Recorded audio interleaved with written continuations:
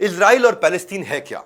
Israel ये है आपके सामने, जो ऑरेंज वाला है, ये पूरा यहां से लेके यहां तक इजराइल है। हाँ, इजराइल जो है दुनिया का एकमात्र ऐसा ज्यूविश देश है, ज्यू, यहां के लोगों को ज्यू कहते हैं, जो 3000 साल से इसका नाम वही है इजराइल। ये वही जमीन पर रहता है और वही भाषा हिब्रू, इनकी भाषा भी आज तक नहीं बदली। अब आते हैं पैलेस्टीन क्या है। पैलेस्टीन दो हिस्सों में है। एक हिस्सा ये है जिसको बोलते हैं गाजा पट्टी, और एक हिस्सा ये है जिसको बोलते हैं वेस्ट बैंक। इसको भी इजराइल कंट्रोल करके चलता है। पैलेस्टीन ज्योग्राफिकल एरिया है, मिडिल ईस्ट के, जहां अरब मुस्लिम की पॉपुलेशन यहां रहती है। तो क्या अर्थ हुआ, पैलेस्टीन यानी कि दो हिस्सों में डिवाइडेड पैलेस्टीन, यहां पे मुसलमान लोग ज्यादा रहते हैं। ये इजराइल ऑरेंज वाला, यहां पे जीव्स रहते हैं। इन दोनों के साथ एक नाम आपने और सुना हुआ लगातार, जेरूसलम। असली लड़ाई की वजह जेरूसलम है। जेरूसलम अपने आप में खराब नहीं है, पर वो लड़ाई की वजह बन गया है। जेरूसलम तो बड़ा धार्मिक स्थान है। तो दूसरा अध्याय, जेरूसलम क्या है? जेरूसलम इजराइल की कैपिटल है, जो कि इन दोनों के बीच में पड़ता है। वेस्ट बैंक और इजराइल के बीच में यहां पे कहीं पड़ता है, एकदम बॉर्डर के पास में है। अब सबको जेरूसलम चाहिए, मेन मुद्दा यह है। जो पैलेस्टीनियन है उनको ईस्ट जेरूसलम चाहिए।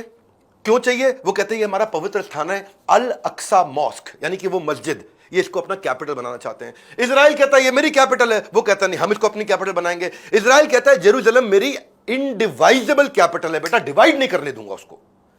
ऐसे छाती ठोकता है ये इजराइल का। वो कहते हैं तू कितनी मर्जी छाती ठोक, हम तेरी छाती में गोली ठोकेंगे।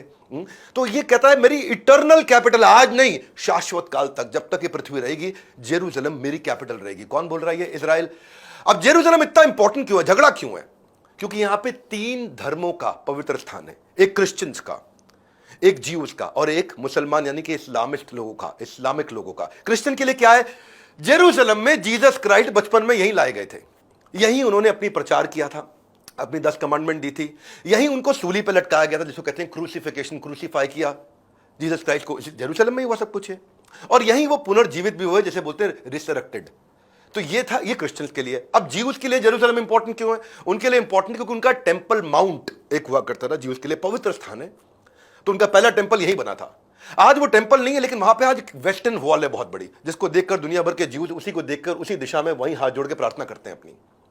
ज्यूज जेरूसलम को छोड़ेंगे नहीं, और उनके लिए अल अक्सा मॉस्क है मुसलमानों के लिए, तीसरे। ठीक है, क्रिश्चियन बता दिया, ज्यूज बता दिया, अब मुस्लिम्स का सुनो। उनकी एक डोम ऑफ रॉक श्राइन है। ये प्रॉफिट मोहम्मद ने जन्नत की यात्रा, यानी कि कहते हैं ना प्रॉफिट मोहम्मद ने आखिरी सांस, यानी कि प्रॉफिट मोहम्मद जो जन्नत गए वो यहीं से गए, उन्होंने आखिरी सांस यहीं पे ली थी। तो इसलिए, और उनका होमलैंड क्या है? अल अक्सा मॉस्क। ये कहां पड़ता है? जेरूसलम में। देखिए, अगर आप कुरान को समझेंगे, कुरान में 2 मस्जिदों की बहुत बात होती है। एक मक्का की, मक्का जहां उन्होंने खूब प्रचार किया, जहां पे वो रहे, और एक है मक्का के अलावा अल अक्सा मॉस्क। तो ये 2 ही मस्जिदों की बात हुई। अब उनमें से एक जो इतना पवित्र स्थान है मुसलमानों के लिए, बहुत महत्वपूर्ण है, वो भी जेरूसलम में। तो मेन मुद्दा है जेरूसलम को लेकर के। हर एक को जेरूसलम चाहिए, जो कि कैपिटल है इस समय इजराइल की। ये बॉर्डर पे है, ये वेस्ट बैंक है इधर नीले वाला, ये ऑरेंज वाला है इजराइल, इनके बॉर्डर पे। लेकिन अभी इजराइल क्या